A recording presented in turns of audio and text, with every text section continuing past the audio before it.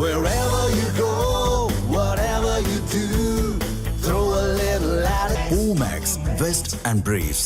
நெல்லை மாவட்டம் சேரன்மாதேவி அடுத்த கங்கனாங்குளம் பகுதியை சேர்ந்த பள்ளி மாணவிகள் இருவர் மாயமாகியிருக்கின்றனர். நெல்லை மாவட்டம் சேரன்மாதேவி அடுத்த கங்கனாங்குளம் பகுதியை சேர்ந்த பள்ளி மாணவிகள் இருவர் மாயமாகியுள்ளனர். சேரன்மாதேவியில் உள்ள தேவாலயத்திற்கு சென்ற 16 வயதான ஜெயஸ்ரீ மற்றும் 14 வயதான தீப்தி ஆகியோர் மாயமாகியிருக்கின்றனர். தேவாலயத்திலிருந்து காலை 11 மணிக்கு வெளியே சென்ற மாணவிகள் இதுவரை வீடு திரும்பாததால் பெற்றோர்கள் அச்சத்தில் உள்ளனர். இது தொடர்பான கூடுதல் விவரங்களை செய்தியாளர் தங்க சுரேஷ் வழங்க கேட்கலாம்.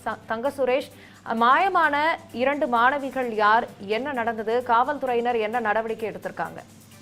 நிச்சயமாக தேவாலயத்துக்கு சென்ற 2 பள்ளி மாணவிகள் இன்று ஞாயிற்றுக்கிழமை தேவாலயத்துக்கு சென்ற 2 மாணவிகள் மாயமான சம்பவம் சேரன்மகாதேவி பகுதியில் பெரும் பரபரப்பை ஏற்படுத்தியுள்ளது.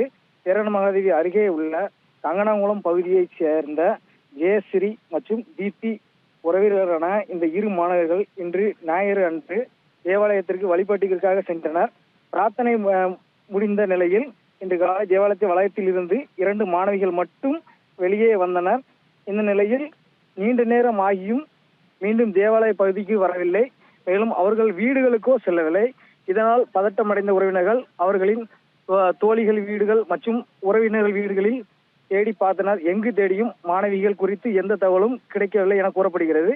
இதனை அடுத்து மாணவிகளின் பெற்றோர்கள் சேரன்மகாதேவி அனைத்து மகளிர் காவல் நிலையத்தில் புகார் அளித்துள்ளனர். இப்புகாரின் பேரில் சார்பு ஆய்வாளர் மகேஸ்வரி வழக்கு பதிவு செய்து மாயமான 2 பள்ளி மாணவர்களையும் கண்டுபிடிப்பதற்கான தீவிர தேடுதல் வேட்டையில் ஈடுபட்டுள்ளார். தேவாலயத்திற்கு சென்ற 2 பள்ளி சிறுமிகள் காணாமல் போன சம்பவம் சேரன்மகாதேவி பகுதியில் பெரும் பரபரப்பை ஏற்படுத்தியுள்ளது. அபிரியா, விவரங்களுக்கு நன்றி தங்க சுரேஷ்.